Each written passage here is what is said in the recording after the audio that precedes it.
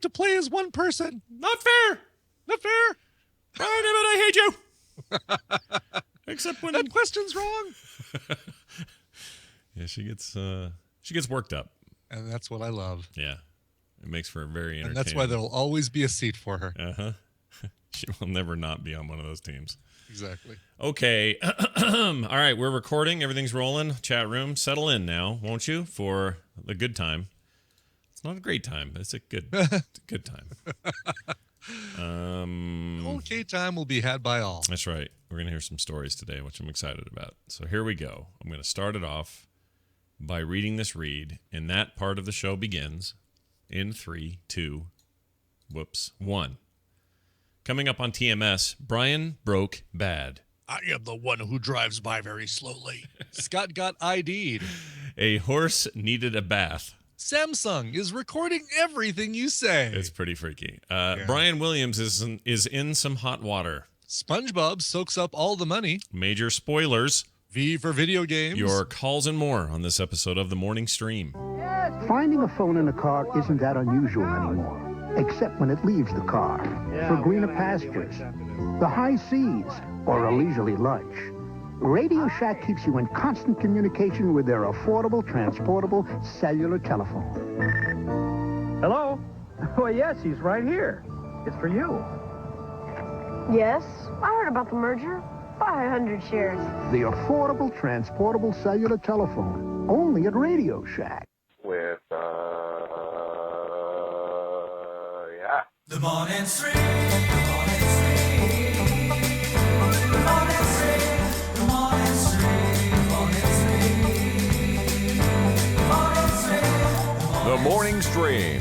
TMS Man. He has the ability to mispronounce words and incite angry emails. Excelsior. Hello, everybody. Welcome back to The Morning Stream. It is The Morning Stream, TMS for short, and it's Monday, brand new week. Hope everyone had a fantastic weekend. Hello, Brian. Hello, Scott. How are you? I'm Scott. He's Brian. You know, I had a great weekend. Did you? Because I had, hold on, something in the air making me sneeze. I had a sneezy average weekend. Sneezy average. Wasn't anything crazy. It was a lot of catching up on stuff, a lot of getting things done, while you went and had some good times and traveled around the Southwest, one of the great Southwest states of these United States. These states united. I cannot. We have to just dig right in and Let's talk about what you did. What the hell happened to you over the weekend? So I was. So just to kind of give some background, I went down to Albuquerque, New Mexico for the 9th annual Geek Bowl competition, which is a live event where 140 teams, somewhere around 140 teams, compete in 8 trivia matches, 8 rounds of trivia, to see who reigns supreme. And do you win anything, or is there no winnings? Or there's winnings. Okay. Yeah, top team wins this year wins $7,500. Oh, good Lord. Last year that number was $6,666, which we did win last year. Nice. Yeah, in Austin, right? In Austin, exactly. And this year was 70. I think the grand prize was $7,500. Second place was $3,000. Third place was like $1,200 or something like that, and it went down from there. And you only get prizes if you're in the top 5. The event was held at the Isleta Casino down in Albuquerque, New Mexico. Beautiful area, beautiful casino, and really nice resort. But boy, there are some wild and crazy parts of Albuquerque. Some places in Albuquerque that I would kind of be afraid to walk around in at night. Like where Badger and Skinny Pete might sell you a bag of something. Where a little kid on a dirt bike might get shot. Ah, yeah, I know the type. I know the place. Oof. So how did you end up in said areas? Was that you looking for places, or was that you just getting exactly stuck? How we end up. So yeah, the part of the thing we wanted to do while we were down there is hit a few spots, some recognizable locations, because a lot of exteriors, almost all the exteriors for Breaking Bad were shot in Albuquerque. Yeah. And we found out some of Avengers, the 2012 Avengers movie, by the way, was shot in Albuquerque. Okay. We didn't find that out until too late. But so we decided we'd go around and and look at the places that Vince Gilligan saw through his lens as he was kind of deciding how he was going to position Jesse and Walt in their arguments and shootouts and things like that. Sure. So I'll just run through really quick all the places we went. The first, I mean, basically right on the drive into town, hadn't even checked into the hotel. We decided, all right, let's go hit a few places right away. So we had an SUV full of full of luggage, and my uncle and his wife and me and Tina. Okay. And we first stopped off at the dam. A very recognizable scene from the episode Confessions, which is the one where Saul is dropping Jesse off to go start a new life with a witness relocation program, and the little red minivan or whatever it was picked him up. Right, exactly, and drops him off at this place that looks like it's this weird hill covered with tombstones, covered with these weird square things. Yeah. And what that is the spillway, or the spillway dam. It's the Bear Canyon Arroyo Spillway Dam, which is like a dam they have there for in case of like flash floods, which apparently happen from time to time from the mountains.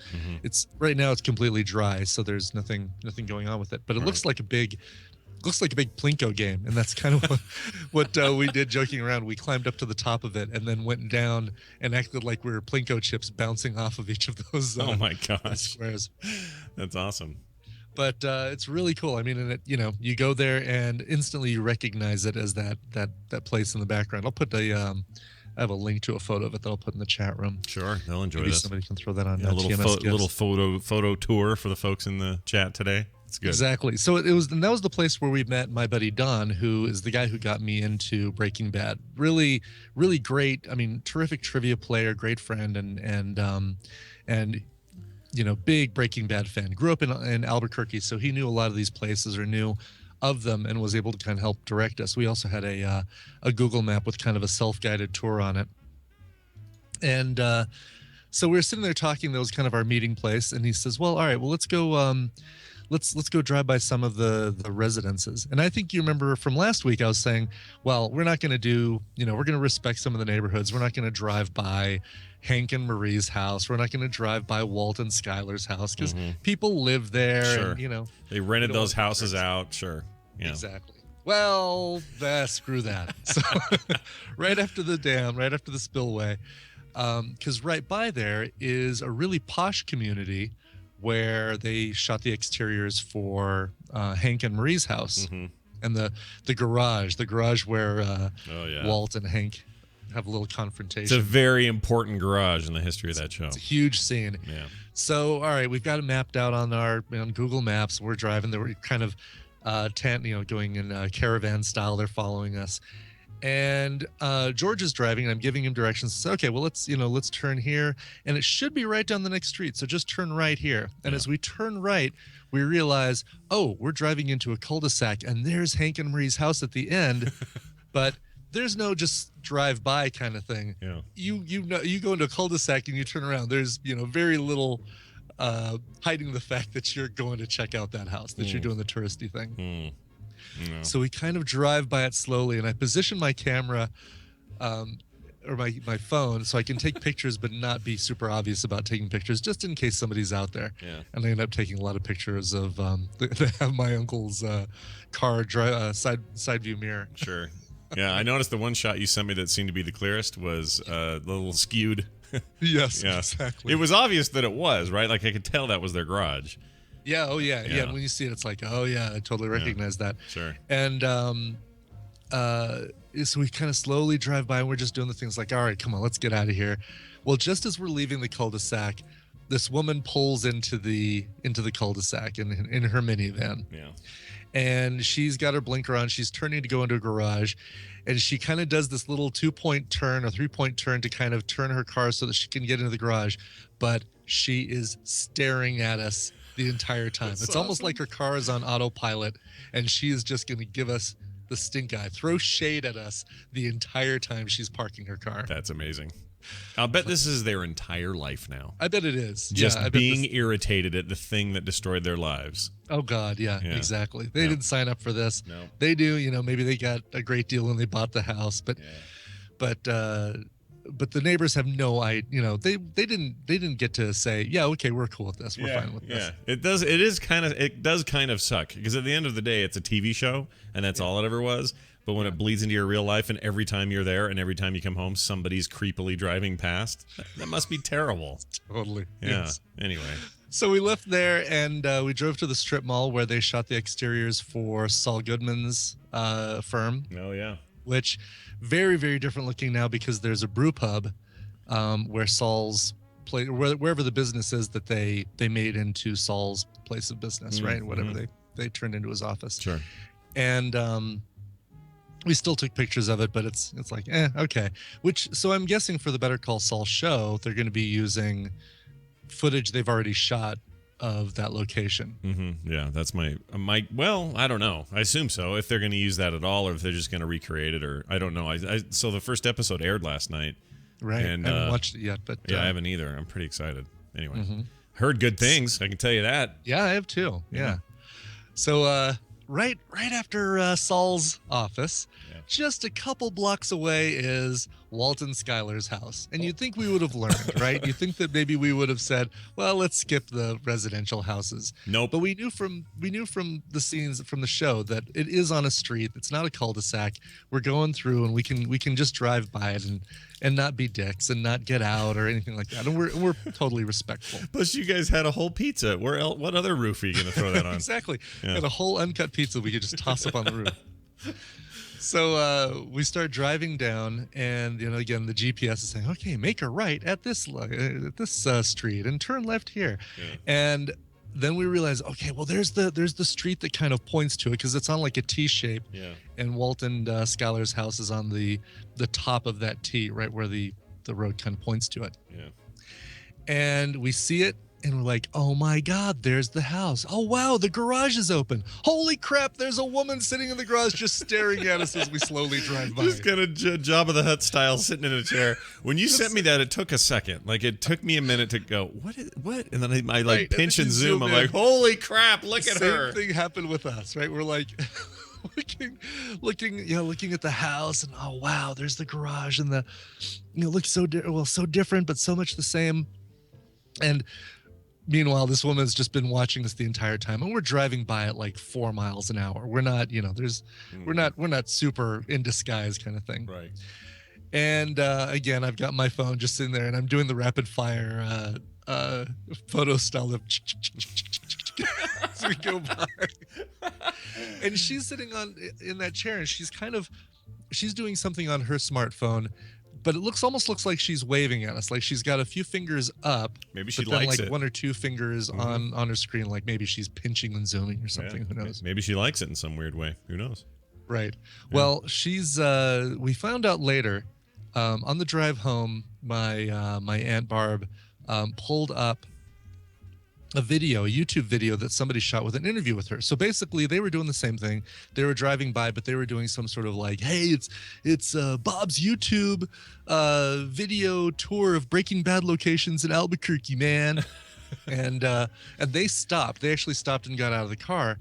And this woman, Fran, who looking at the YouTube video, that is exactly the same woman, came down the steps and started talking to him. And this was during the run of Breaking Bad. This was like during the last season. And she's a fan of the show. She was loving watching it. She's saying, oh, I watch every season, but every episode I kind of have my hands over my eyes because I don't know what's going to happen next.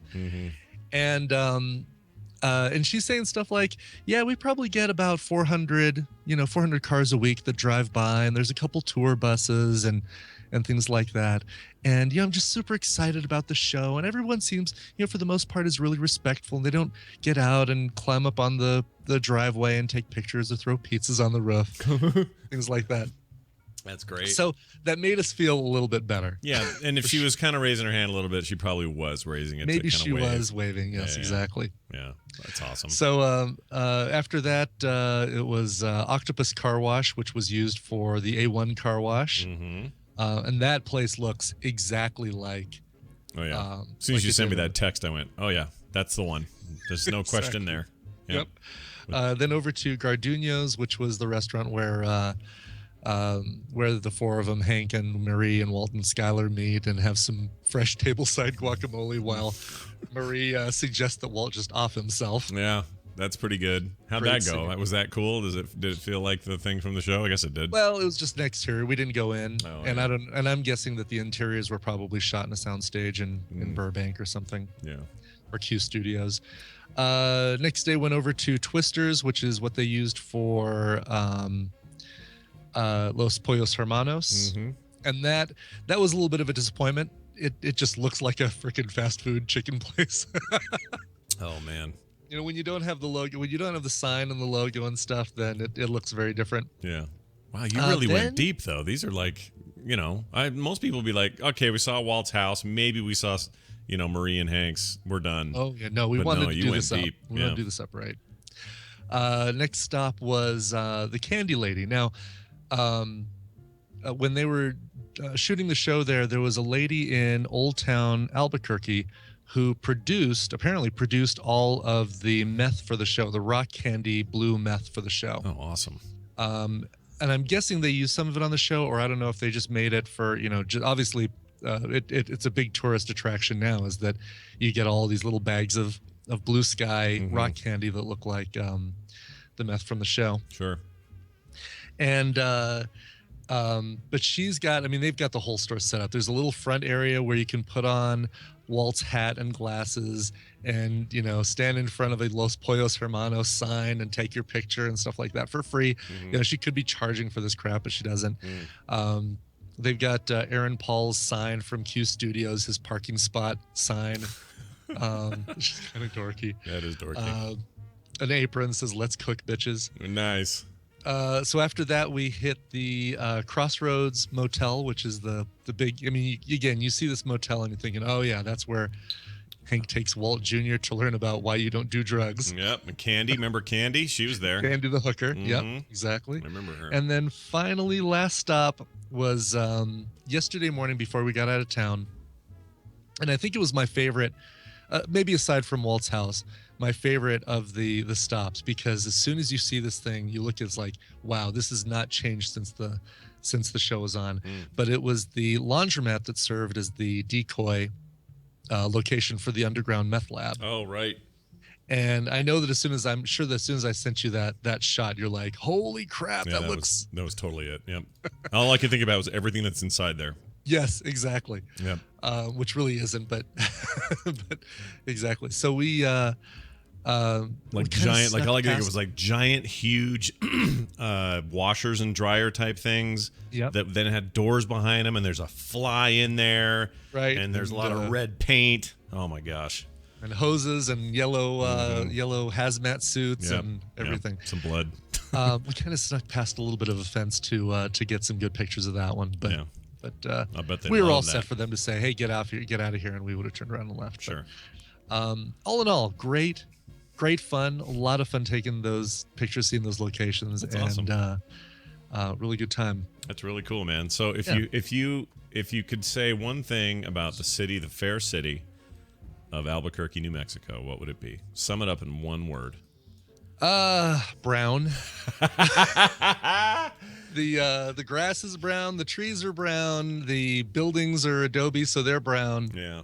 There's a lot of brown. A in lot of Albuquerque. brown. That is my impression as well. That's kind of funny. Yes. And my But- impression comes almost strictly from that show. But sounds like the real life place is a lot like the fictitious one. Yeah, for sure. And I'll throw these photos up on Facebook. A couple other things though, real quick. Yeah. So the trivia competition, we actually took second place this year. Nice. And probably just because last year was first, second, and third were only separated by 2 points or 3 points. I'm guessing it was another close one, but I had to laugh because during one of the rounds, they actually asked what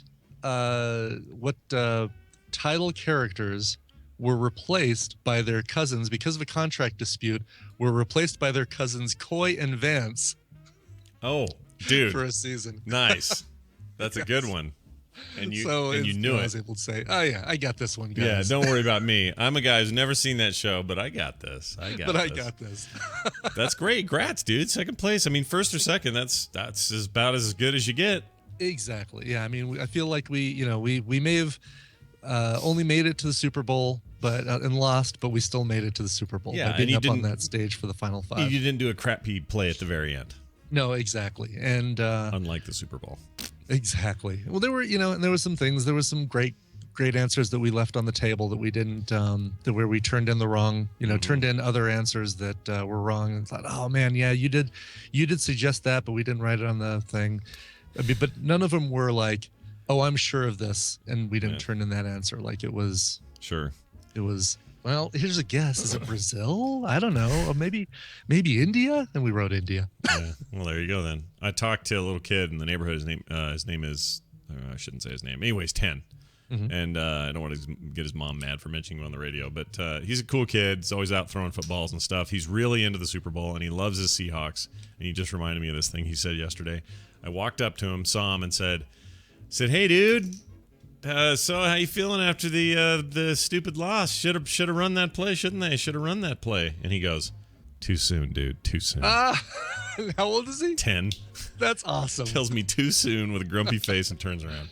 It's pretty awesome. God, anyway, awesome. The Super Bowl still indoors, everyone. It's still indoors. All right, real quick. I got ID'd at a bar, and I just am embarrassed by it because I don't look like I'm under 21. This guy would not let me in. No, you don't look like somebody who should get ID'd. No, I don't. I have gray in my beard. Don't get me wrong. Oh, and I appreciate that. And I agree with you, though. I don't look like a guy. There's nothing about me that says, oh, he's not of age. I'm of age. It's clear. And I don't even drink, but I'm going to this bar because we're going to have food there. And I got stopped at the thing. Kim had her ID. I didn't have mine. He says, I got to scan it in. I'm like, I come here all the time. No one's ever even asked me for ID before. He goes, well, how old are you? I said, I'm 45. He goes, I'm 44. I said, okay. Well, just can't let you in, though. Need your ID. I'm like, come on, man. What? So he couldn't? Oh, so because you didn't have it, he couldn't let you in? No. I don't understand what happened there because it's you got gray in your beard. I know. I said, how many 20-year-olds do you know that have gray in their beard or a beard for that matter? Oh, for Pete's sake! Yeah, I was irritated. That's ridiculous. It was stupid, so we had to go. We couldn't go there. We had to go somewhere else. Went and got Mexican somewhere where they don't ID you for anything. Oh man. Anyway, it was a stupid thing, and I thought I'd share it because that's what I do on the show. Is I share stupid things. Yeah. Speaking of sharing stupid things, let's call Daryl and do that part of the show right now because that's what we've committed to do.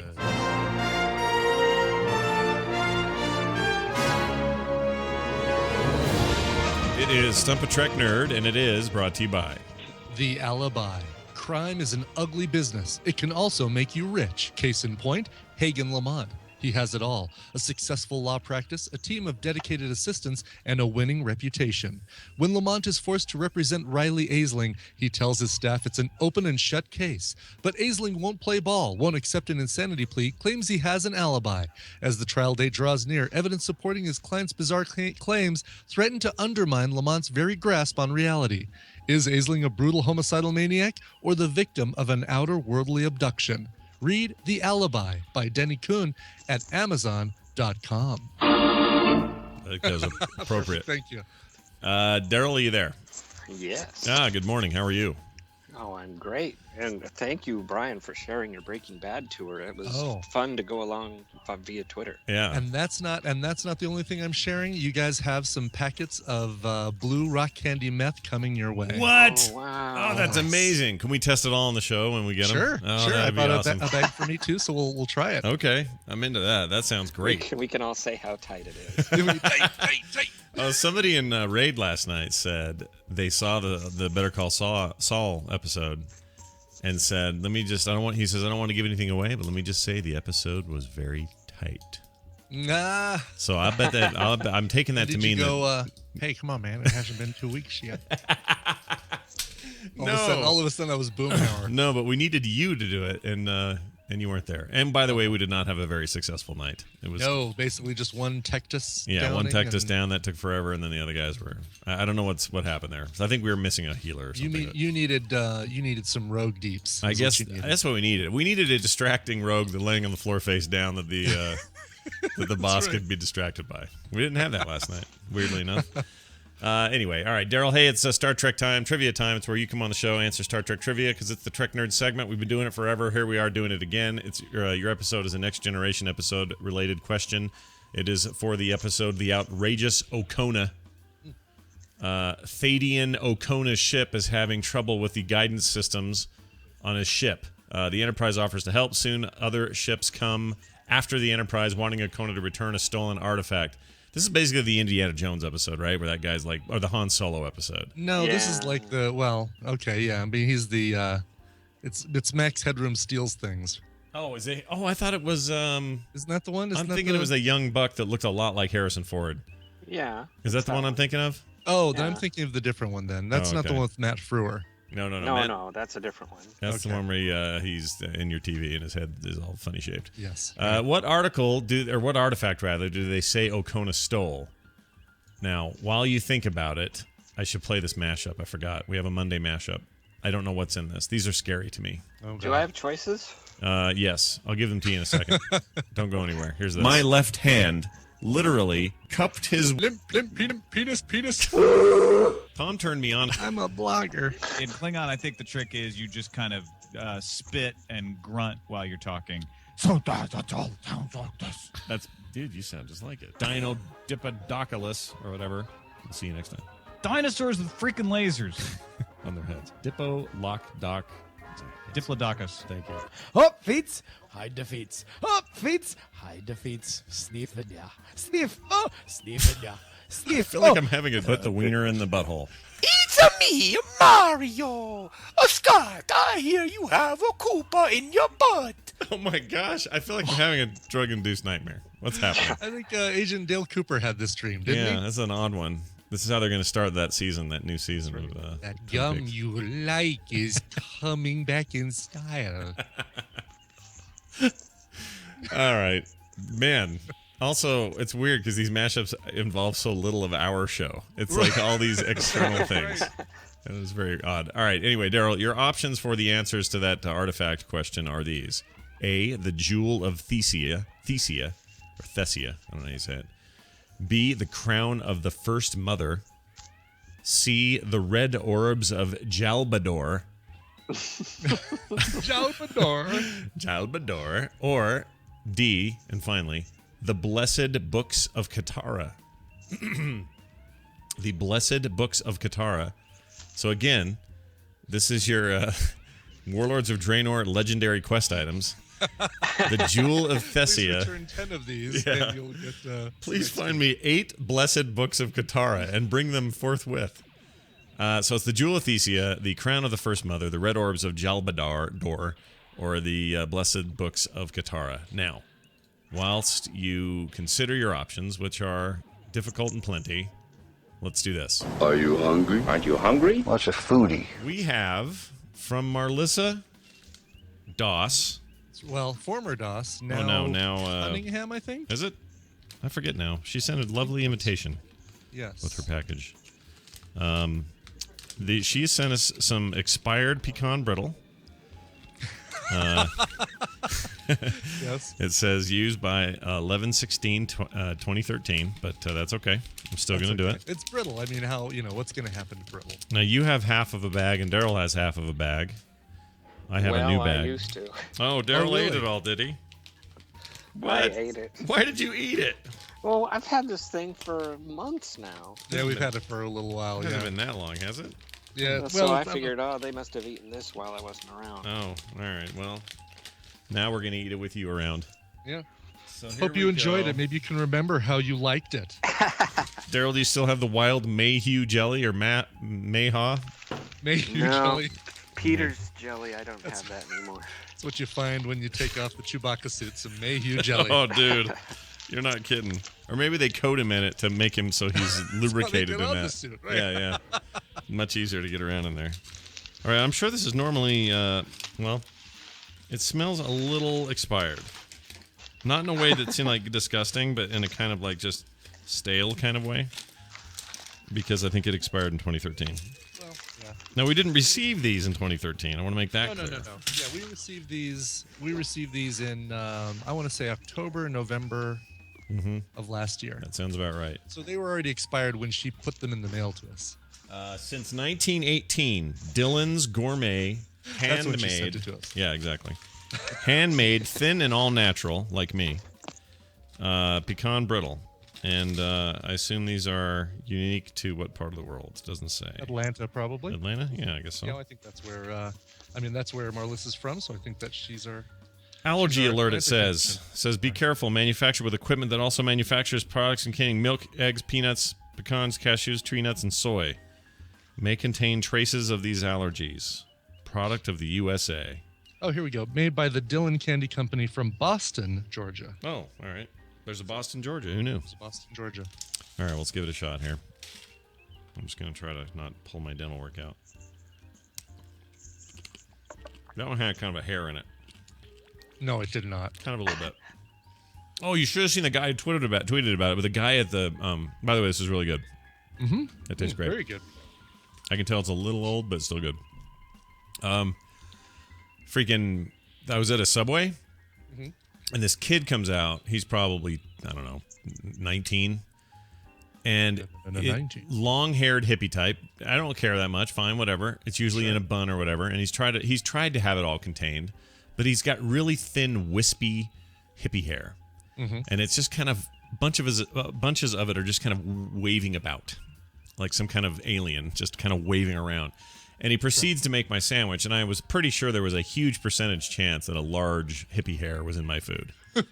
There had to be, because his hair was all over the freaking place. Isn't there some kind of law against that? Some ratty, hemp-soaked. Yeah. His hippie hair. Fish listening. A little bit of fish. A little too much. I can't think of another band. Leftover salmon. Sure. Some of that. Is that a band? That's a band, yeah. That's a band much like Fish. Okay. That's a jam band. All right. Well, he grossed me out, and I'm pretty sure I ate a hair. I looked. I couldn't see one, but they were so thin and wispy. Could have easily been in my flatbread. You never know. All right, Daryl, let's get to your question again. Sorry you had nothing to eat today.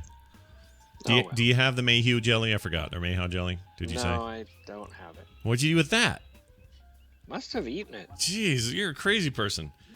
Or I lost it a long time ago. All right, well, we'll do that tomorrow, maybe combine with something else. But lovely stuff. Thank you very much, Marlissa. Here is the question at hand, Daryl. Please answer it for us. The Jewel of Thesia, the crown of the first... Oh, birthdays. Shite. Jeez, I go a whole weekend. I forget how to do this show. All right, go. That is Jimmy Bennett. He's 19 today. He played the young James Kirk in the 2009 movie. Wait a minute. The baby? No, the one that steals a car and with the Nokia phone in it. Yes, right, exactly. Ugh. You know, have I told you? I may not have told you this. There are two examples in movie history that are my least favorite product placements because they're so out of place to me. One is Nokia in Star Trek Future. That really bothered me. And the original Xbox logo in The Island. Which was right. When they were fighting fighting each other, and they had the giant Xbox logos everywhere, just really irritated me. So both of those big offenders. I don't mind it if your computers say Dell or Apple or something on them. That's fine. That's normal. Have your 24 and have your computers around and have Jack Bauer pound on the keyboard of your Dell. It's fine. Well, those aren't the future anyway. So. Yeah, exactly. But in the case of it's even worse in the future because it makes this assumption. Like at least with the Taco Bell thing in. Demolition Man. I almost said Millennium Man again. I almost did it. At least in that example, it's kind of done for a joke, you know? Like it's funny and has a point, but these others are just egregious. All right, Daryl. Egregious. The egregious Icona. I'm sorry, the outrageous Icona was the episode. Jewel of Theseus, the crown of the first mother, the red orbs of Jabador. Jabador? Yeah. And the blessed books of Katara. What do you say? Well... It's between the first two, the Jewel and the Crown. But I think it's going to be the Jewel because it's Thacia, and the guy that did the costumes was Bill Thace. So I think they're naming this Jewel after their costume. How'd you know that fact? That's a weird one to know. How'd you know that? It's just one of those things in my head. All right. That and the murdering of innocent people, and what's the other one you have in your head all the time? I forget. I don't know what I'm saying. What?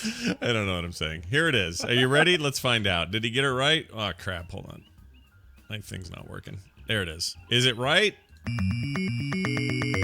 Congratulations. Yeah, right. Jeez. You're a winner. Easy one. He was actually told to steal the Jewel of Thesia in order to use at a wedding ceremony between Yanar and Benzan, who are families that don't like each other very much, Romeo and Juliet style. Here is a clip of that going down right here. O'Connor is still a thief. No, he's not. Nothing has been stolen. The Jewel of Thesia has been taken into custody by its rightful heir, me. I was to give it to Yanar as our pledge of marriage. Marriage? Yanar is carrying my child. Oh, you said it was O'Connor's. If I told you it was Benzan, you would have gone to war with his father. So I let you believe it was O'Connor. Yeah, that's some bad acting. It really is. When you hear that without the visuals, it sounds like it's pulled right from the script of Resident Evil. Yep, it's really terrible. That last girl, especially, that was really bad. Yes. All right, Daryl, you did it. Nice job. I hope this isn't Chris's Jewel. Right? I kind of am half tempted to try that new remastered version of that game.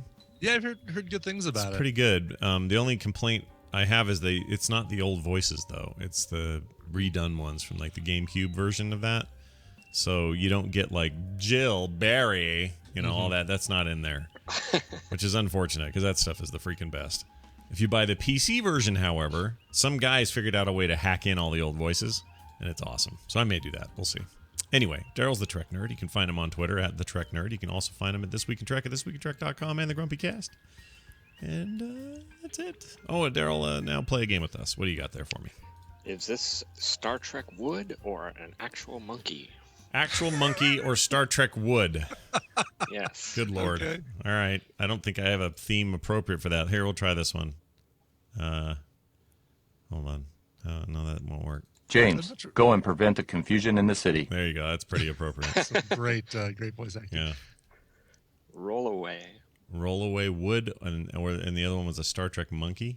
No, the other way around. Oh, Star Trek wood. A Star Trek monkey. Has there ever been a monkey on Star Trek? Yes, maybe we'll do that next week. There we go. So Star Trek wood or an actual monkey? Rollaway? ROLLAWAY? Like ROLOWAY. Oh, rollaway. Rollaway. Like you can roll a Rollo to your pal. Rollaway. So that changes things. It does, actually. That maybe could be a monkey. Rollaway monkey. Right. Yeah. I feel like we're getting tricked here.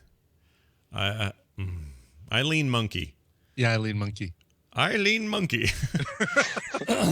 She was. I had such a crush on her. In I high know, school. right? She just her love of bananas, her throwing of poo. She was amazing.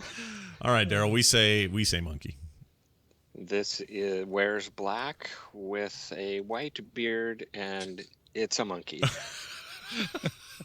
And it's wood. And it's wood. It has a white beard. Like he's still tricking us by saying it has a white beard, and then it's still wood. Come on, man. That's amazing. Television highlights of the news of yesteryear. All right, it's the news, and it's brought to you by. Brought to you by the Lingji mushroom has been used in ancient Chinese culture to enhance immunity and to preserve youth.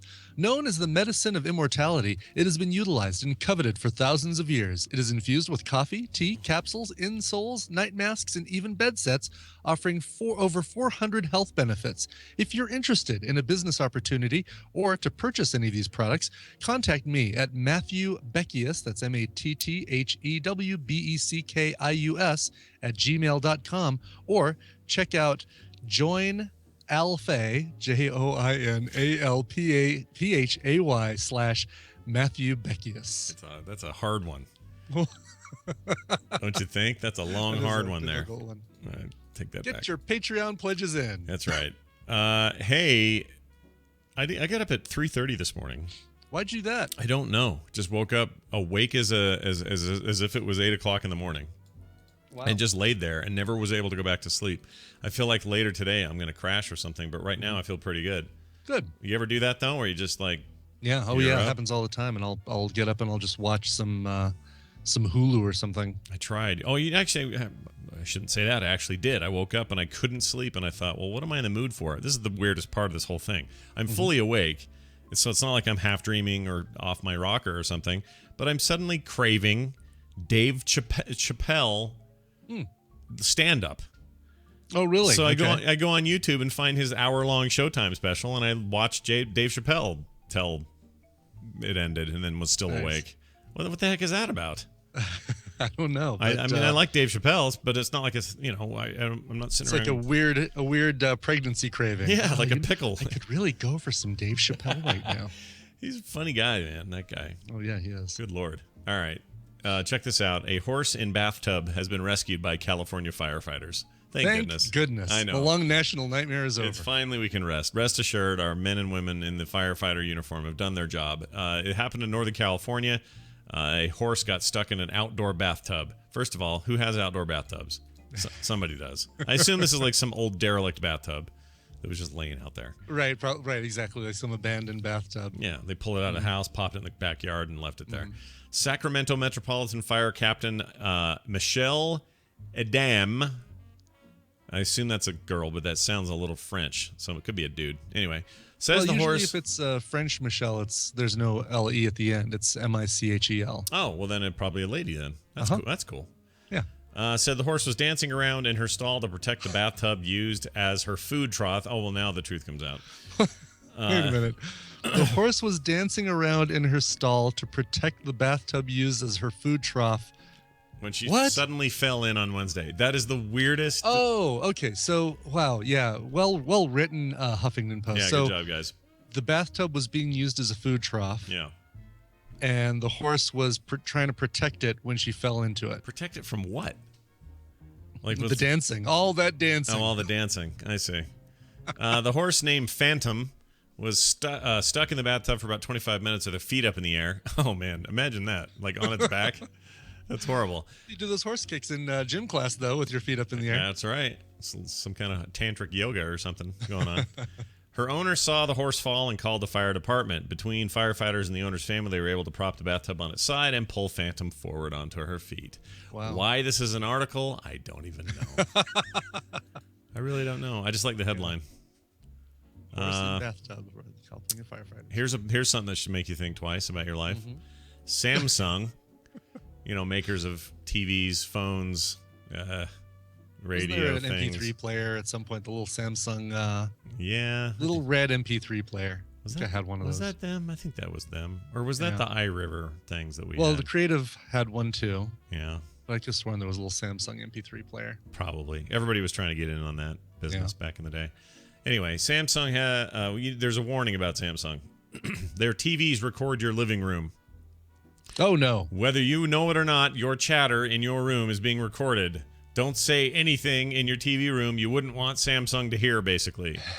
Great. In their very small print, I think this should be huge print. Yeah. I guess it is now because everyone's calling them on it. But it says that the smart TV's voice recognition system will not only capture your private conversations, but also pass them on to third parties.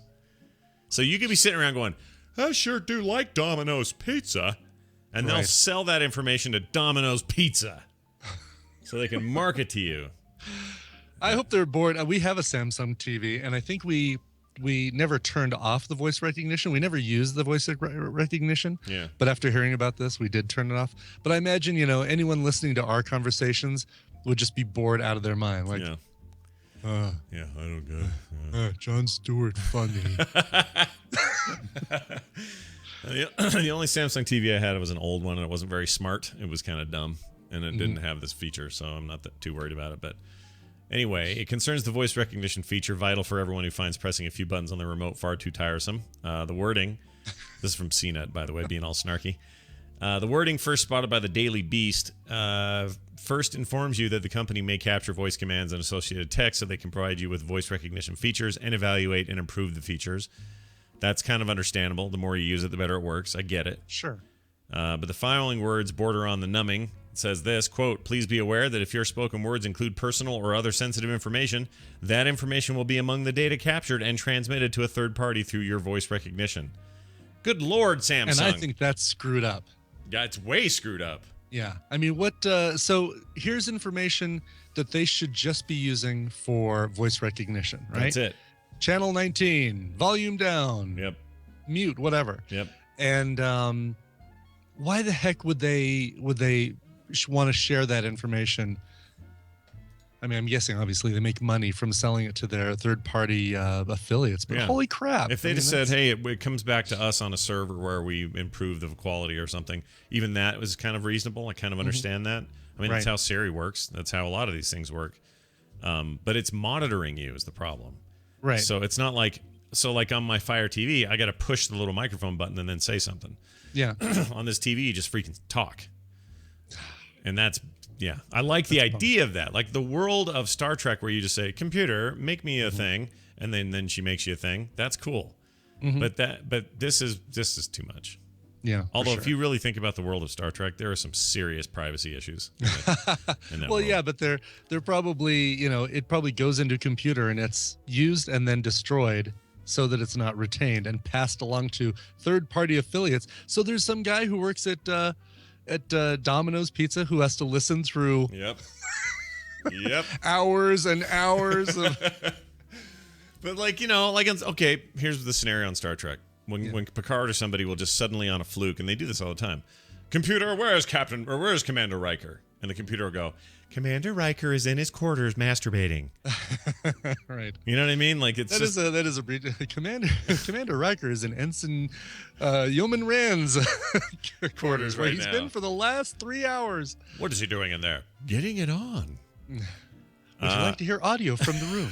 Yeah, exactly. I don't want to live in that future. I mean, and again, I'm sure somebody's not listening to this audio. However, I'm sure that there's a voice recognition program that is converting it all to text, and then somebody's scanning that for mention of the words pizza, if it's the case of Domino's or bathroom cleaner. Honey, we should get some bathroom cleaner. Do you know any good bathroom cleaners we should be buying?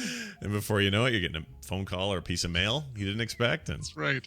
I just don't think this is just bad PR, though, is my problem with it. I don't mind the tech. Just be honest about it straight up and not make it tiny. Bad for them. Yeah, don't make it tiny text. Oh, well, whatever. Even the mighty have fallen. HelloFresh.com has not fallen. They have fallen upwards in my book. They're amazing. Right. HelloFresh.com is a place to make cooking fun again. Every day, their chefs make incredible recipes. And that week, you pick what you like, and they have those exact ingredients sent straight to your door. Farm fresh, ready to go, everything you need. 30 minutes later, you're the hero of the day because you made something amazing. Visit HelloFresh.com right now and use the code MorningStream for 50% off for first-time customers. You know the drill. That's MorningStream for 50% off.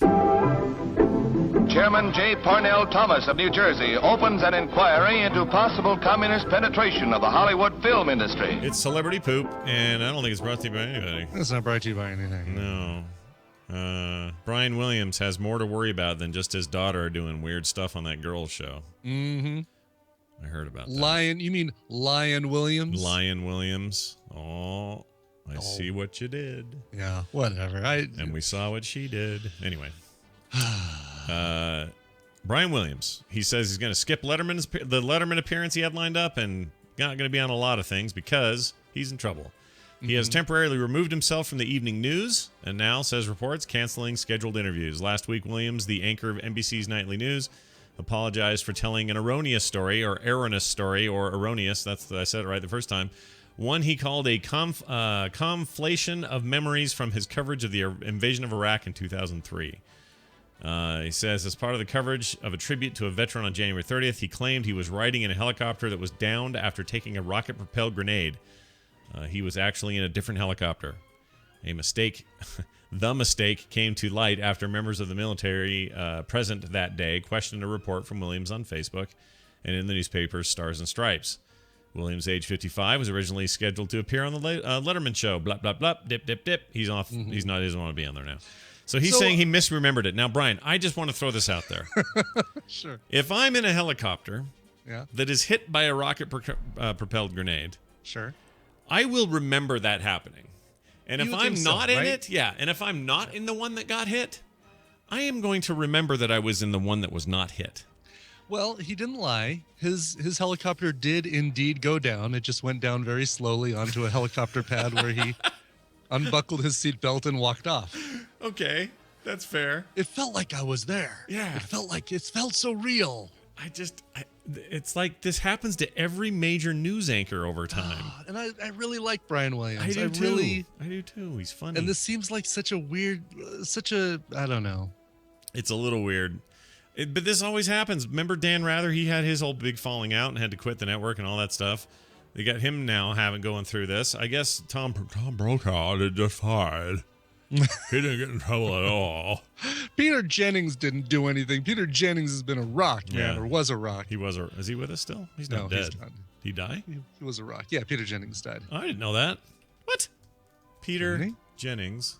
Didn't he die like a couple years ago? Am I mistaken? I don't know. Yeah. Oh, yeah, more than a couple years ago. 2005. 10 years ago. Oh, I liked Peter Jennings. I did too. August 7th, 2005. He's in a helicopter. How what did he die from? I don't see. Age-related, he's 67. He was young, 67. I mean, not young, but youngish. young. Yeah. Says death here. Affiliates. Oh, lung cancer. Oh, he's a schmoka. Mm-hmm. Yeah, Brian Williams. That's too bad because he's well thought of in like comedic circles. He comes on Jon Stewart all the time, pokes fun at himself. He's on SNL, Jimmy Kimmel or Jimmy Fallon all the time. Like, it's too bad that this guy that seemed to be super hardcore newsman and then also can relax a little bit is now under fire for fibbing potentially. I don't know, dude. I think if you were not in the helicopter that was shot with a grenade and you had to make an emergency landing, if that's not you, you shouldn't tell people that was you. Yeah, exactly. It's a little too easy to you think that would be kind of easy to dispute, right? There were other people on that helicopter that if he was able to quote unquote walk off of it, then other people would have as well, and they could say, oh no, I don't remember Brian Williams being on there. Yeah, then you're no better than the guy that wrote or is that movie that we saw that What Kind of a Deal is based on. That guy was a big liar too. SpongeBob doing real well at the box office. SpongeBob, the big movie there. It's called SpongeBob Movie Sponge Out of Water. Is doing extremely well. Made a bunch of money. Healthy $56 million. There are like respected hoity-toity upper crust reviewers from like the New York Times and the like who think this is the greatest movie of the year. That's crazy. People really like it. And critically, like people are digging it. Like right now it is enjoying a pretty good 75% on Rotten Tomatoes. That's pretty good. Wow. For a movie like this, which is just goofy from the get-go, right? Yeah, exactly. I guess it's because whatever you're not going to be going into it expecting something different. Yeah, I guess so. And a lot of people are saying the reason it wins this time is the first movie was okay, but they tried to make it too much of a plot. This one sticks closer to just the insanity that is the show at its height. So I think I'm interested actually in seeing it. Makes also, sense. that Kingsman Secret Service is getting good reviews. That does look good. Yeah, that's a Mark Miller. Not seeing anything until we see Selma, The Theory of Everything, and American Sniper. Last three movies we have to see. Kim has not stopped talking about Selma. She loved that movie. She saw it with some friends. Yeah, she loved it. She highly recommends it. Also, Paddington, 98%. What the crap? Paddington. Oh, that's the one about the bear. Yeah, the British bear thing. It's just creaming. It's doing really well, but it's not doing well financially. It's like sucking it. Anyway, there you go. SpongeBob, good job. Way to go. Jupiter Ascending took second place. People say that's terrible. Probably don't wait for DVD on that. TweakedAudio.com sponsoring today's show. Tweaked Audio with their 7 colors, 5 designs. I had that backwards. 5 styles, 7 colors. All designed to sound great with music and talk. Put those earbuds in your ear holes and enjoy yourselves, people. Save a little money at checkout. Stream at checkout for 33% off at tweakedaudio.com. When we come back, major spoilers, V for video games, and your phone calls today. Before all that, Brian has brought music. Yes, and this first song is actually going to take care of a couple of requests. First off, going out to Ian, a.k.a. Waria CTR. Wanted to hear something uplifting because they're starting a new job that is rewarding and challenging. I guess it's teaching, which is great, I think. Let's see here. Being certified to become a high school teacher. Yes, the 9th is when classes will start for me. Looking forward to learning everything necessary. So becoming certified to become a high school teacher. Good Cool. job, Ian.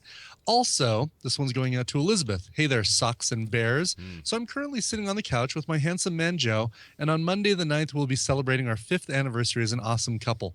In these 5 years, we've been through many bouts of back and forth long distance and Skype dates, but we've made it work.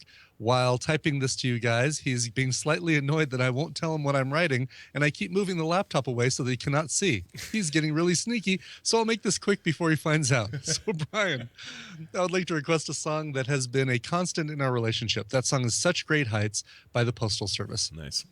We both love the version by Streetlight Manifesto, if you have it, but we'll also be okay with any cover of this song or a song about Chicago since we now live here together. Love you, Joe, and I hope there are many, many more awesome years together making dinosaur noises and chasing me around the house, like adults do. Love the show, though.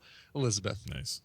P.S. Thanks to all the TMS crew for bringing smiles and laughs on my commute every day. So, Elizabeth, so I have played the Streetlight Manifesto version fairly recently. So let's give you a different version that I think you're going to enjoy. This one's very different from both the Streetlight Manifesto and the original Postal Service version. This is by Anderson .Paak from a 2013 album called Cover Art. It's got a little bit of electronic in it. It's got a little bit of funk. It's really cool. It is Anderson .Paak, which you can find. I think you can download it for free or cheap at Hellfire Club, spelled with a Y, .bandcamp.com. Here's Anderson .Paak and Such Great Heights. All right, well, here it is. Let's play it now. We'll be back in a minute. Stay tuned.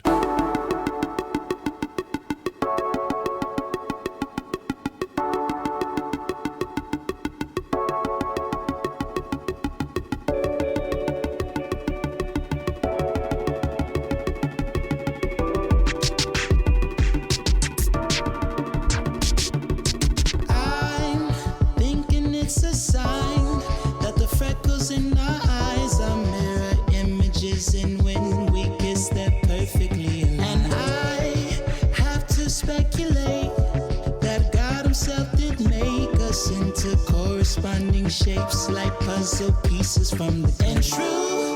It may seem like a stretch, but it's thoughts like this that catch my troubled mind when you're away and I am missing you. When you're out there on the road for several weeks, it shows. And when you scan the radio, I hope this song will guide you home.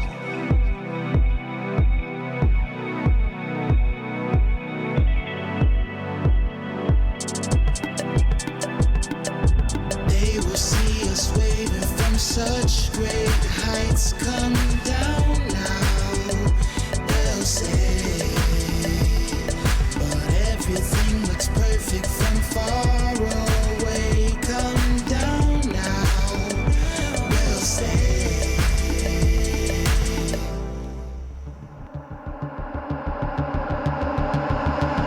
I tried my best to leave this all on your machine, but the persistent beat it sounded then upon this, and that frankly will not fly. You'll hear the shrillest highs and the lowest lows with the windows down when this is guiding you home. They will see us waving from such great heights. Come down now, they'll say, but everything looks perfect from far away. Come down now, we'll stay.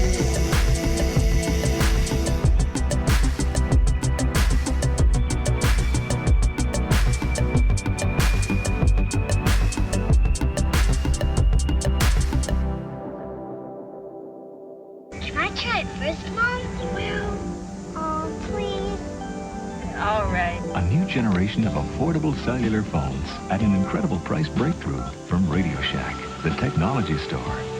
Hi, Daddy, it's me. And now there's a totally portable phone at a price we dare the competition to beat. He said we can. Okay, be there soon. Radio Shack, the first name in cellular telephone technology. I heard that this facility has a number of areas inaccessible to the regular researchers.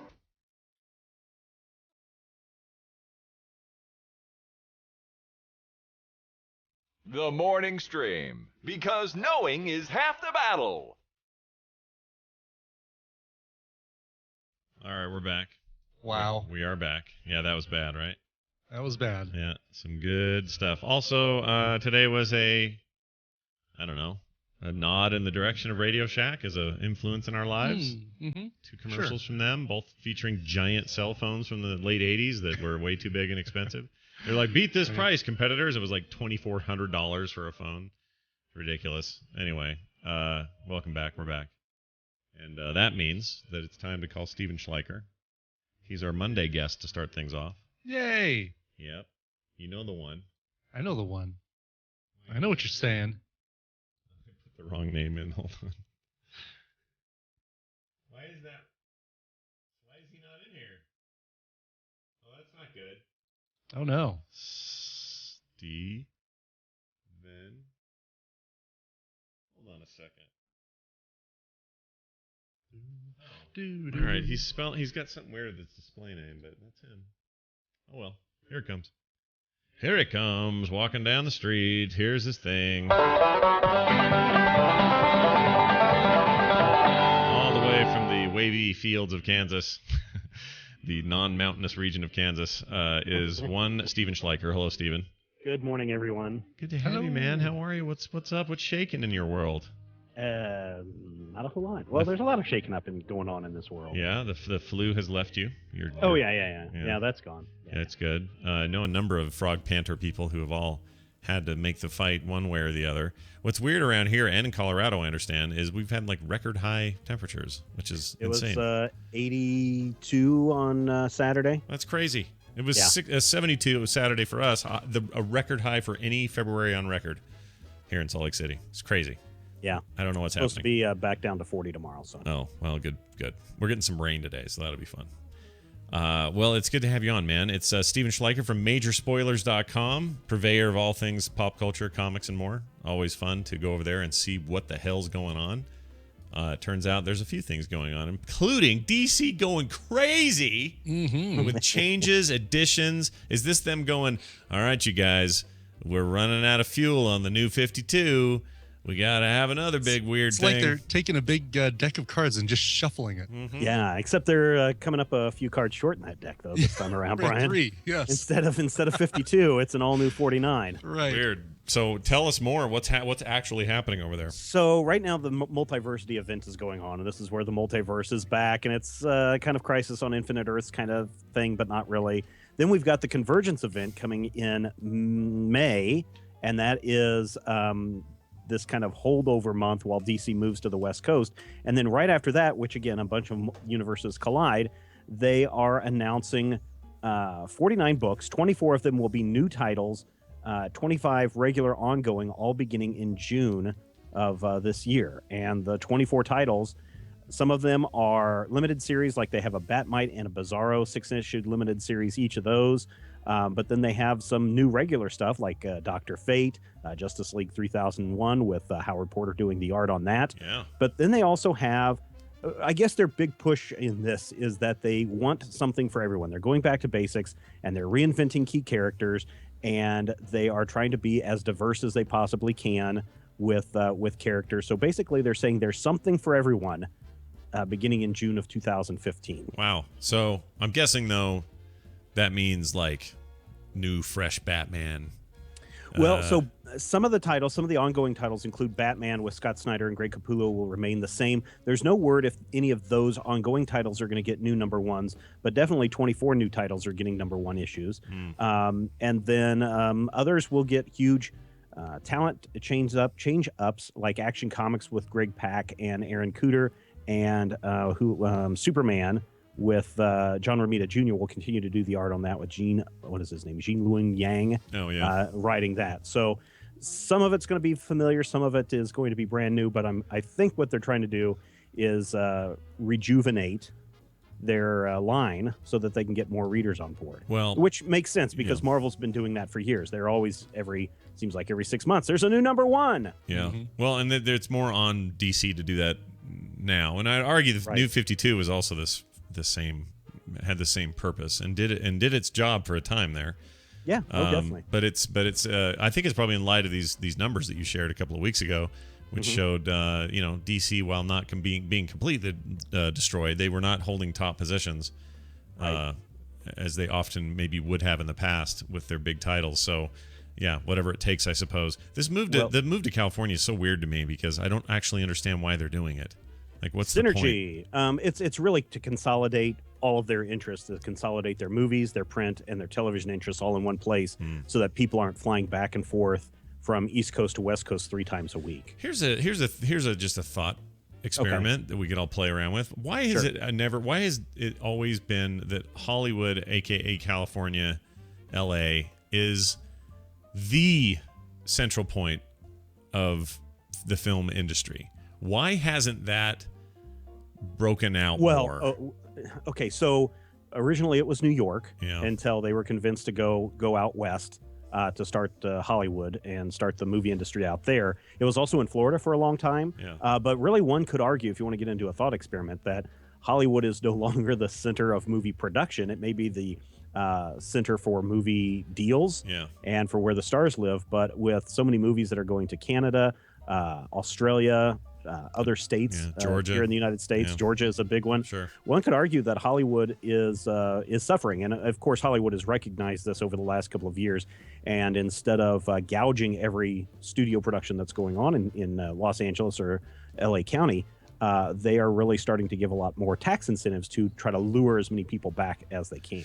Yeah, it's funny. To have it be so centralized there, at least the business of it, and have it never feel, like video game industry is very interesting that way because there are studios everywhere and they have big impacts wherever they go. And it always surprises me that a studio in film wouldn't just set up shop somewhere. And I know occasionally little offshooty things happen, like, Robert Redford starts freaking Sundance out here, and it's a huge thing here. But it's, film festivals are one thing, but having like an actual point of entry for actual production, where the deals are made, like all of that, it just always seems strange to me that it has to be Hollywood. What's the temperature going to be like later this week there, Scott? Yeah, good point. Have you lived in Southern California? It's 70 year round and it's beautiful. I haven't lived there, but it's also gross and those freeways suck. And it's really bad in some places. Like, that's the other thing, is because it's all there, it's turned that place into a freaking, you feel like a rat in a maze. Anyway, there's that. So just real quick, you were talking about numbers, and DC again doesn't do well this month. The January numbers are out. As far as unit share, Marvel had 45% of all the comics sold. DC Comics only had 27% of all the comics sold. The number one comic, you want to try to take a guess what the number one comic in January was? The Walking Dead? No. Oh. Star Wars number one from Marvel. Oh. Sold probably close to 1 million copies in the direct market. A lot of that has to do with variant covers as well as the Loot Crate variant that went out in January. Yeah. Plus, Batman was number 2, so there you go. Star Wars did not review very well. The comic. People didn't like that, so I don't know how to feel about that. I didn't pick one up. Maybe that's okay at this point, because all I care about these 4 now is not collecting them, but reading them. And if it's not any good, well then I don't really want to spend the money on them. There you go. All right. Well, good job, Batman. Number 2. Way to go. Batman versus Star Wars. Make it happen. There's actually, very funny you should mention that. Maybe you haven't seen over on, I think it's Mashable has it. They've got Machinima has the Batman versus Darth Vader video. Oh, yeah, I did see that. Check that out. It's actually pretty awesome. Yeah. Isn't it the same guy that did the Star Trek versus Star Wars thing? I think it's the same dude. They're really impressive trailers. Makes you think that guy should be in Hollywood. Maybe he is. Maybe I think that's where Machinima is located. Is it? All right. He should be in California. All right. What else here? Oh, Marvel announces an all-female Avengers team.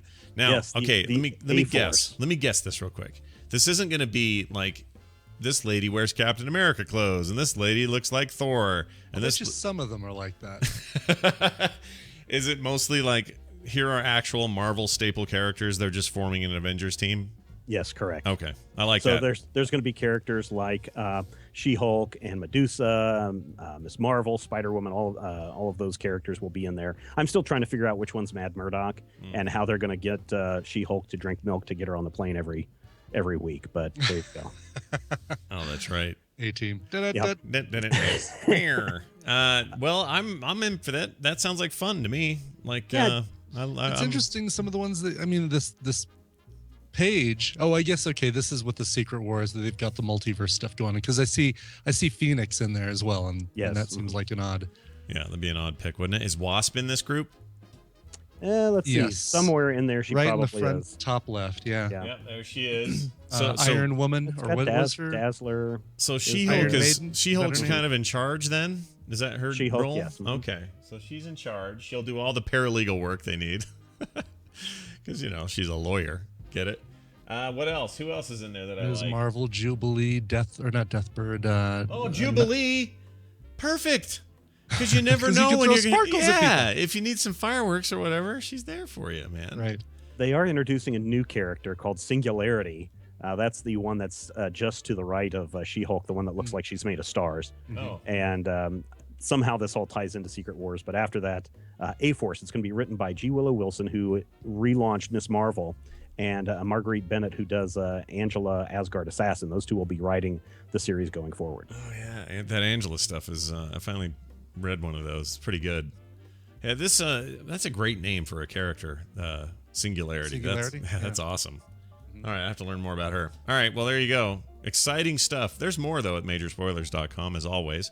Definitely. You can read about the new Legend of Zelda live-action Netflix movie coming, which is crazy in my mind, but whatever. We'll see when we get it. And all kinds of other cool stuff. I like your sneak peeks a lot. I like your reviews a lot. There's plenty to see at majorspoilers.com. Is there anything you'd like to pimp specifically, sir? How about just the site? Let's get 100,000 people over to the site today. Yeah, why not? I'm sure we'll get at least that many listeners today. That'll definitely happen. Steven Schleicher, always fun to hang out, dude. It's Major Spoilers on Twitter. Follow him, talk to him, listen to him. He's the man. We'll talk to you later, dude. See Bye, ya. guys. Bye. Glad they didn't call it the Shevengers. The Shevengers. Shevengers. That's a terrible idea. I'm glad they didn't. Although now I kind of want them to do it. I mean, if you want the truth. Sure. I'm feeling a little frisky about it now. All righty. Let's see here. We're going to call Veronica and we're going to play this. How about a booby? Hello, Veronica Belmont. I don't know if that's relevant to this segment. It is so not relevant to this segment. It's like not connected at all. Veronica comes on, talks about video games. It's V for video games. And where are you? Are you still in New York? Where are you these days? Well, I haven't been in New York. I thought you were in New York for something. I thought I saw pictures or something. What did Are you thinking of Eileen? Eileen was in New York. Maybe. That was like 2 months ago. Maybe. I don't know. No, I'm home. I'm in San Francisco. Do I sound funny? You Is do. that why? You a little bit. You're on like a weird mic or something. Laptop I mic. am. My KVM, or I'm on my iMic thing. I don't know. Your built-in business. My Apogee mic. Yeah.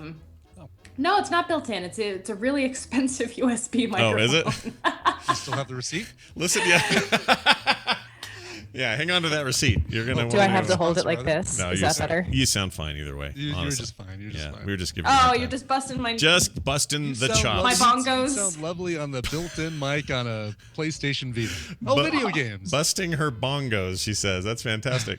All right. Well, V comes on the show every Monday, and we talk about video games, which is always fun, always good, because we love them video games. And what brings you today? What do you got?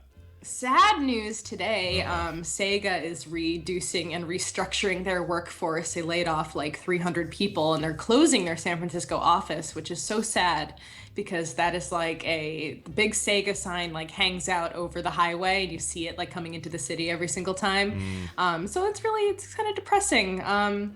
But they're moving more towards digital games, mobile, smartphone stuff, and I wanted to ask you guys if you think that that's a good move. And I have always thought that Nintendo should go that route, Well, like 100%, and stop making consoles. Sure. See, this has been the long game time watch and phone combo. This has been the long time argument for Nintendo to quit doing what they're doing and instead focus on software. And I think they would probably do a lot better than Sega, because truth is, if you look at Sega's stable of first-party content, even back when in their hardware heyday, it was never that great. It was okay. Sonic was okay. It's been terrible since.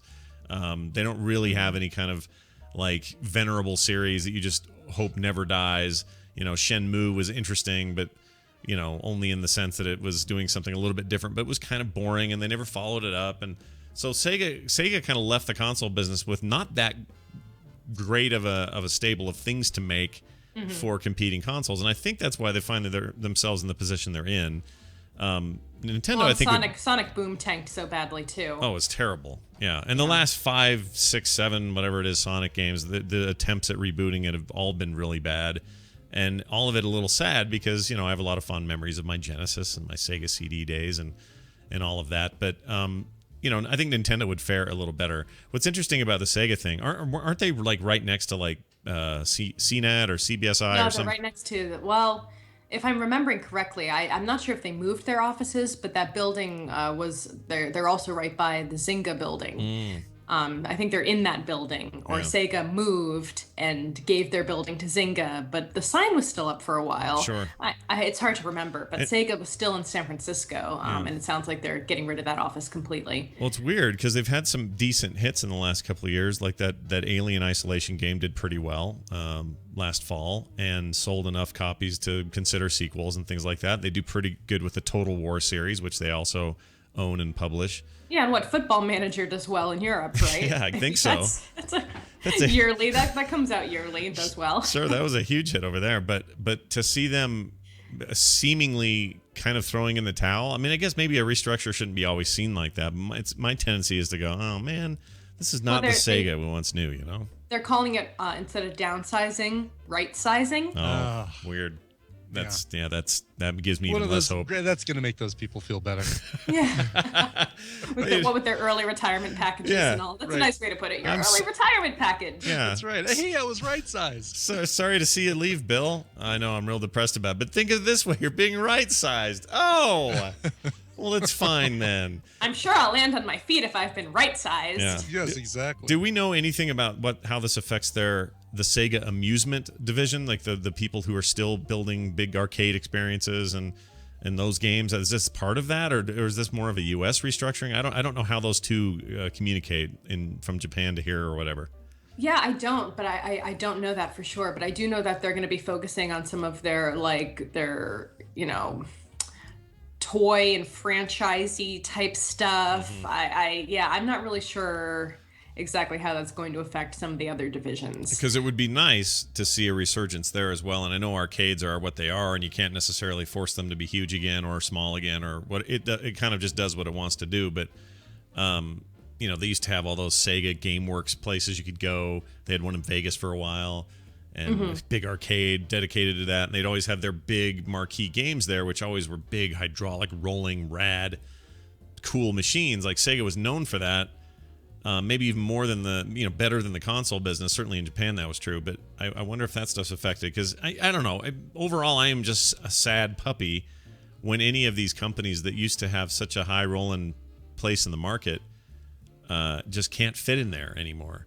Well, yeah, I mean, it's the kind of thing where you have to be able to switch quickly. You have to be able to kind of figure out what your company's going to be and look forward and see what the next thing is gonna be. And they just didn't have the luck with the IPs. I mean, they had some great ones, but they didn't carry over into the next decade very well.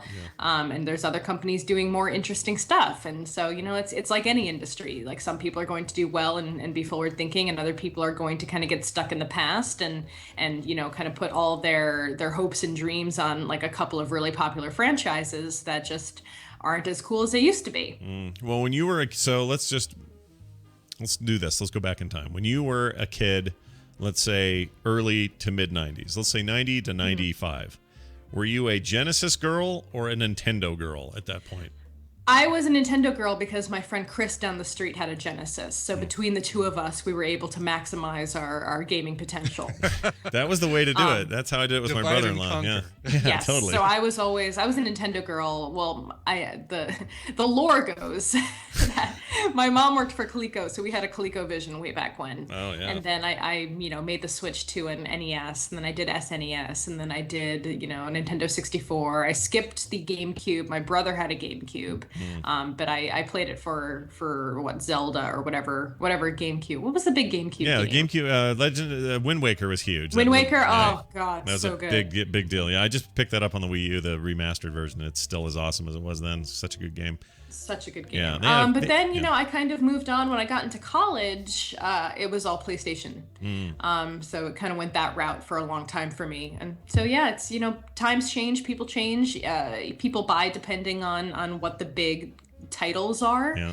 And if you can't come up with any good titles for your hardware, but we say that, and then we look at something like Nintendo, which still has such a strong stable of games. It's just the hardware they're having trouble with now. Yeah, they just get so freaking goofy, and having now finally picked up a Wii U when there's games to justify it, you get into those games, you go, my gosh, these guys know what they're doing. They're so good at first party games. Just nobody does it like they do. It's the strongest lineup of first party development. But then they want to get so freaking goofy with their hardware all the time. To some success here and there, but then in other places you're like, this gimmick sucks. Just give me a controller. What are we doing? And I don't understand what they're thinking. And I guess I just fear for that day when they'll be forced out of the hardware business. Maybe, over their dead body, but because that's don't think about it being forced. Think about it as them moving into software, which they're really great at making games and focusing all their potential on that and giving up a losing portion of the business that could, that could keep the company alive if they give up the hardware. It's so side. true, but they're so innovative in other ways with hardware. Like we wouldn't have a D-pad without them, or at least, the modern D-pad came from the original NES controller, and analog control was first on N64, and then everyone followed suit.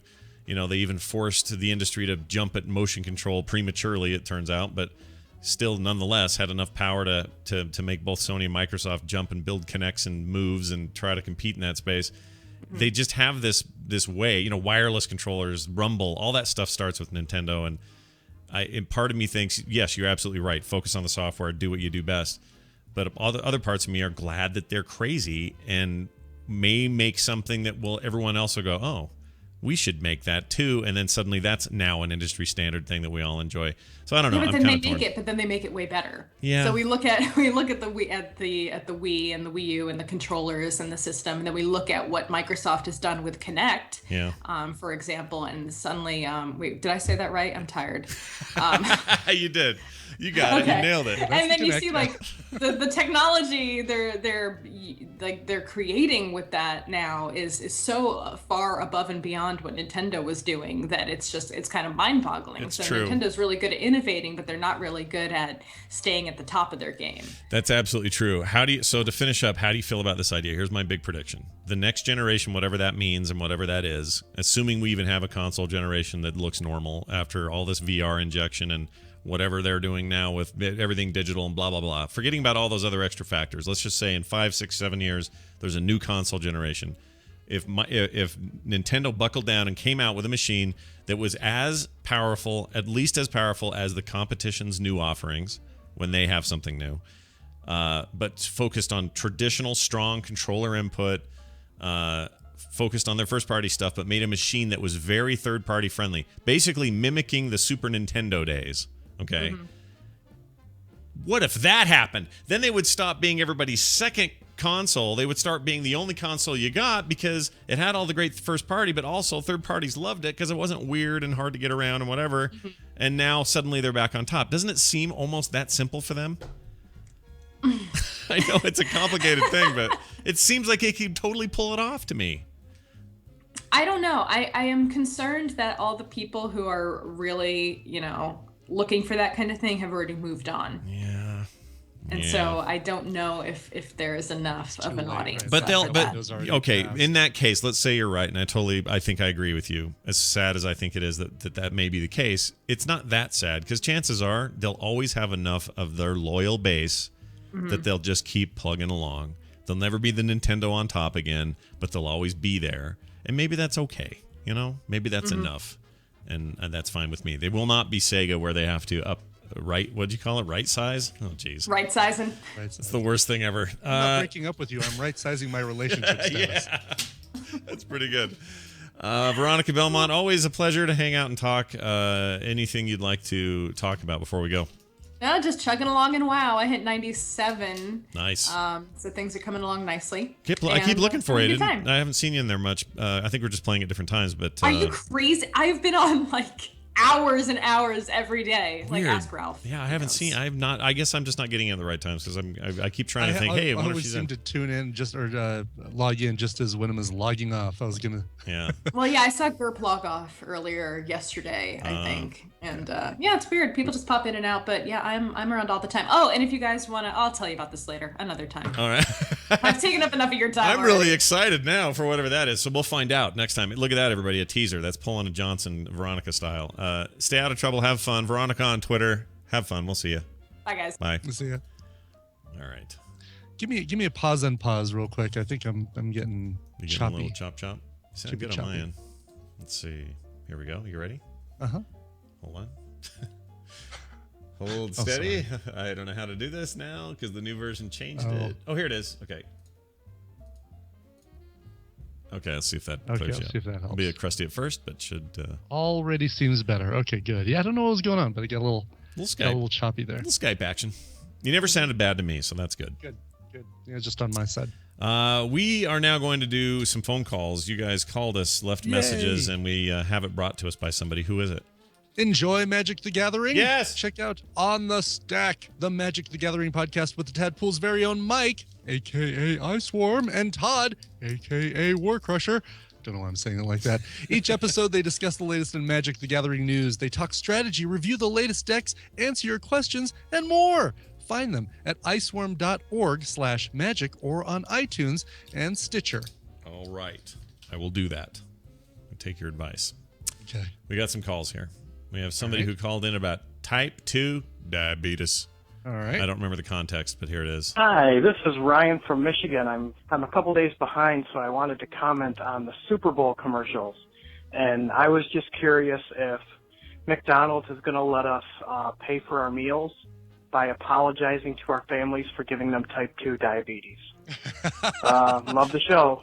Talk to you later. Man, it was a little grim there. Right.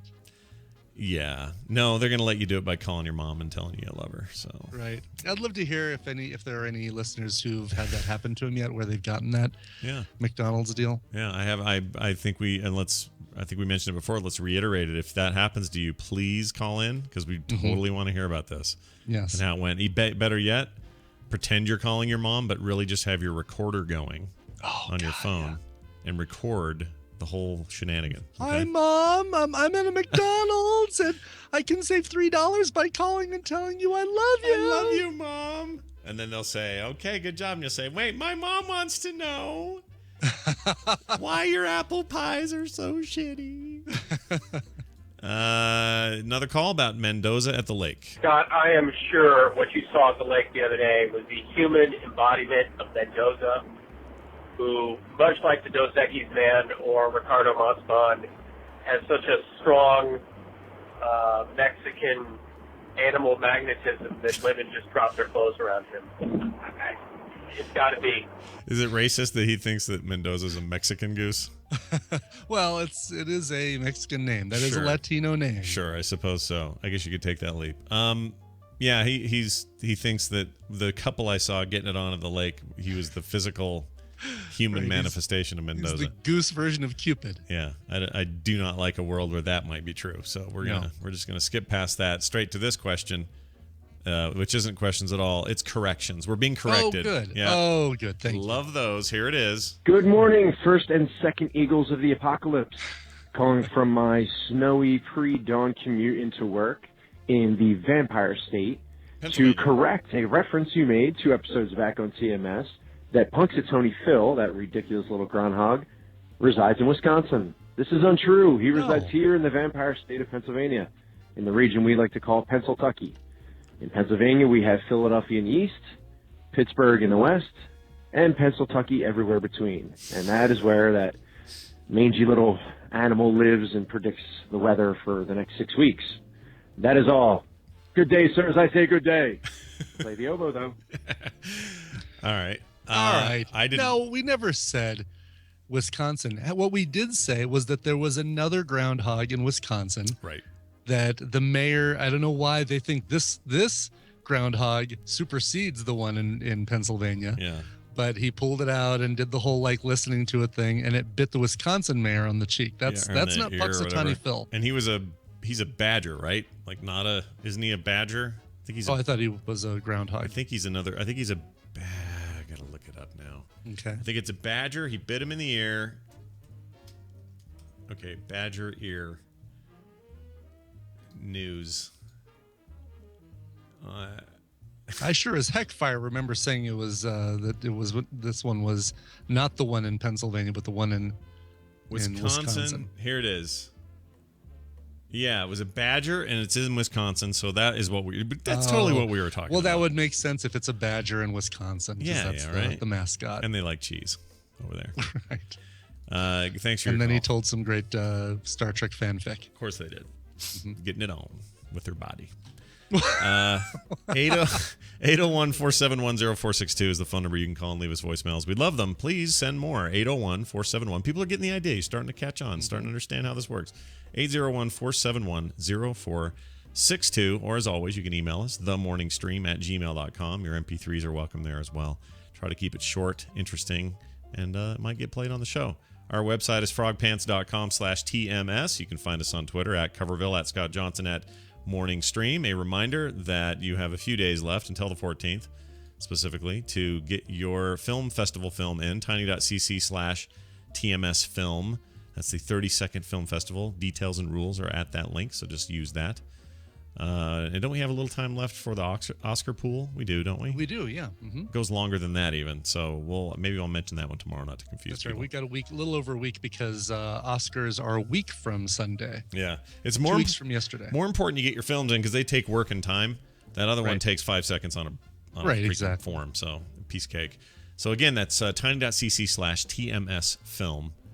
And there was something else I was going to mention. Oh, I think tonight I'm filming a video that gives a bunch of early information about Nerdtacular this year. So if you're interested in that, keep your eye open for that. I'll, of course, talk about it tomorrow.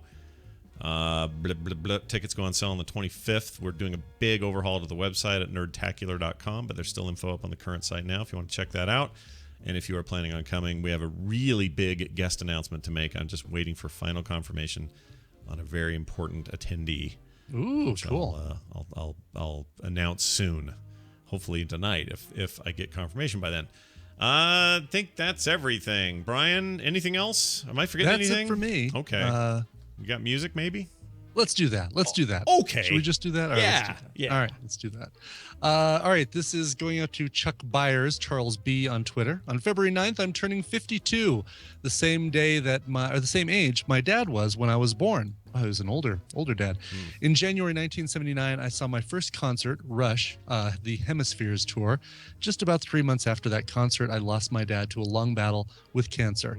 I've been a huge fan of Rush ever since and thought one of their songs on my birthday on TMS would help me commemorate this milestone. Thanks, Chuck, or Charles B. on Twitter. Oh man, sorry that there's that bad association with Rush, but it's something that that I think you and he enjoyed, and let's go ahead and celebrate that with a cover of Rush.